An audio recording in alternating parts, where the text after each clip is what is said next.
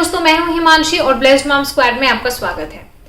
दोस्तों, आप किसी भी चीज के बारे में कितना ही सर्च कर लीजिए, आपको तब तक उसके बारे में अच्छे से नहीं पता चलेगा जब तक आप खुद एक्सपीरियंस ना करो।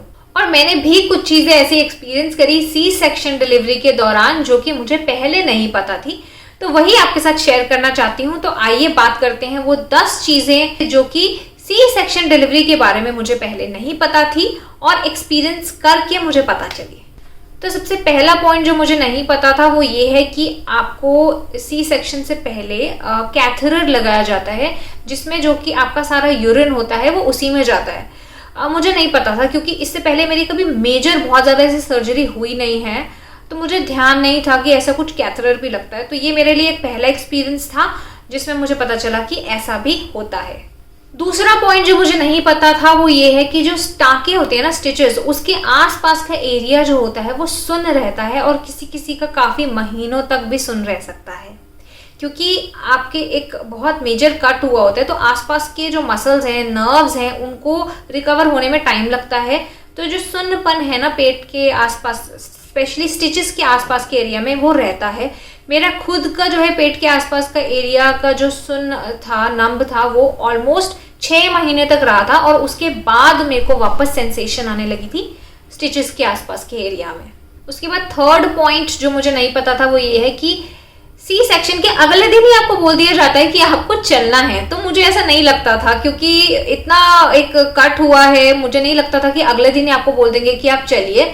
लेकिन चलना आपकी रिकवरी के लिए बहुत ही ज़्यादा ज़रूरी होता है, तो अगले दिन आपको एनकरेज किया जाता है कि आप जो है उठ के थोड़ा सा चलिए, जिसमें आपको नर्सेज, स्टाफ जो है वो सपोर्ट भी करेगा। तो इसमें आपको घबराने की ज़रूरत नहीं है। चौथा पॉइंट ये है कि मैंने एक्सपेक्ट नहीं किया था कि खांसने, हंसने, छींकने से मुझे पेन महसूस होगा मेरे टाँकों पर।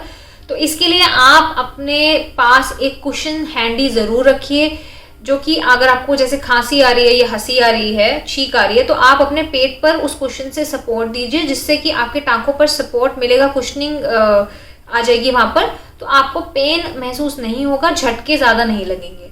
तो एक कुशन अपने साथ ज़रूर हैंडी रखिए। इसके बाद पांचवा पॉइंट ये है कि मुझे नहीं पता था कि सी सेक्शन डिलीवरी के बाद भी इमीडिएटली आप अपने बच्चे को ब्रेस्ट फीड करवा सकते हैं, क्योंकि मैंने ऐसा सुना था कि सी सेक्शन वालों को तो ब्रेस्ट फीड इतना जल्दी से नहीं आता है। एक दो लोगों से मैंने ऐसा सुना था, लेकिन मैं एग्जाम्पल हूँ, मैंने अगले दिन से ही अपने बच्चे को फीड करवाना शुरू कर दिया था। तो ऐसा नहीं है कि अगर आपकी सी सेक्शन डिलीवरी हुई है तो आप जल्दी से अपने बच्चे को ब्रेस्ट फीड नहीं करवा सकते हैं। इसके बाद 6th पॉइंट ये है कि जिनका प्लान्ड सिजेरियन है उनको ऑपरेशन से लगभग 8 से 12 घंटे पहले से ही बोल दिया जाता है कि आपको अब कुछ खाना पीना नहीं है। तो डॉक्टर आपको बताएंगे, जो भी टाइम आपके सी सेक्शन का है उसके हिसाब से डॉक्टर आपको बताएंगे कि इतने घंटे पहले से आपको कुछ भी खाना पीना नहीं है। जिनका इमरजेंसी सिजेरियन है उनका जैसे ही डिसाइड होता है ना कि अब आपका सी सेक्शन करना है, उसी टाइम से डॉक्टर आपको मना कर देंगे कि अब आपको कुछ भी खाना पीना नहीं है। और यही हुआ था मेरे साथ भी, क्योंकि मेरा भी इमरजेंसी सी सेक्शन था। इसके बाद 7वां पॉइंट ये है कि मुझे लगता था कि बिल्कुल भी पता ही नहीं चलेगा कि कुछ भी चल रहा है, सी सेक्शन चल रहा है। लेकिन थोड़ा बहुत आपको लगता है, मतलब ये आपको पता चलता है कुछ तो काम चल रहा है। डोंट वरी, पेन बिल्कुल भी नहीं होता, पेन का एहसास आपको बिल्कुल भी नहीं होगा, लेकिन हल्का सा जैसे आप हिलोगे, थोड़ा सा पुल होगा, थोड़ा बहुत ऐसा लगता है कि हाँ कुछ चल रहा है, तो हल्का फुल्का फील आपको लगता है, पेन नहीं होगा। इसके बाद 8वां पॉइंट ये है कि मुझे लगता था कि ऑपरेशन थिएटर में डॉक्टर होंगी और 1-2 नर्सेज होंगी साथ में, बट मुझे ये नहीं पता था कि डॉक्टर की पूरी टीम ऑपरेशन थिएटर में वहाँ पर होती है। तो आप बहुत सारे लोग एक्सपेक्ट कर सकते हैं ऑपरेशन थिएटर में, क्योंकि वहाँ पे पीडियाट्रिशियन भी होते हैं, वहाँ पे गायनेक भी होते हैं, वहाँ पे पीडियाट्रिशियन को असिस्ट करने के लिए 1-2 नर्सेज हो सकती हैं, गायनेक के साथ पूरी टीम होती है। तो वहाँ पे ऐसा नहीं कि 2-3 लोग होंगे, उससे ज़्यादा लोग आपको ऑपरेशन थिएटर में मिलेंगे। इसके बाद 9th पॉइंट है स्टिचेस को लेकर।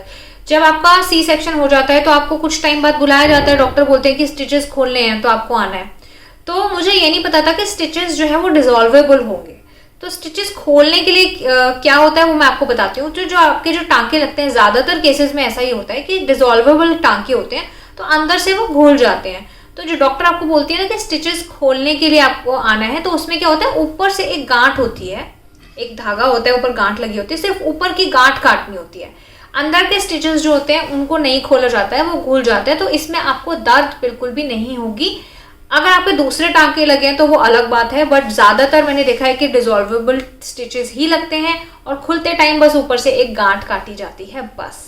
इसके बाद 10वां पॉइंट ये है कि सी सेक्शन के तुरंत बाद आपको सिरहाना लेने से मना किया जाता है, क्योंकि अगर आपका सर एलिवेट हो गया या ऊंचा हो गया, सिरहाना आपने ले लिया, तो आपको हेडेक के चांसेस रह सकते हैं, जिसको स्पाइनल हेडेक बोलते हैं।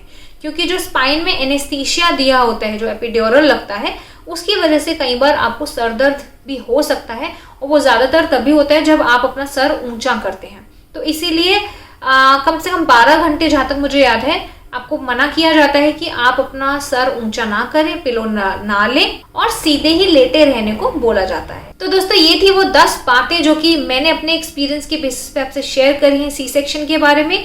आप मुझे कमेंट करके ज़रूर बताइएगा कि आपको इन सब के बारे में पता था या नहीं पता था। कुछ भी क्वेश्चन है तो मुझे कमेंट करके ज़रूर बताइए। वीडियो कैसी लगी ये भी आपसे जानना ज़रूर चाहूँगी। चैनल को ज़रूर सब्सक्राइब करिए अगर अभी तक आपने चैनल सब्सक्राइब नहीं किया है। Thank you so much for watching blessed mom squad. Good bye, take care and stay safe.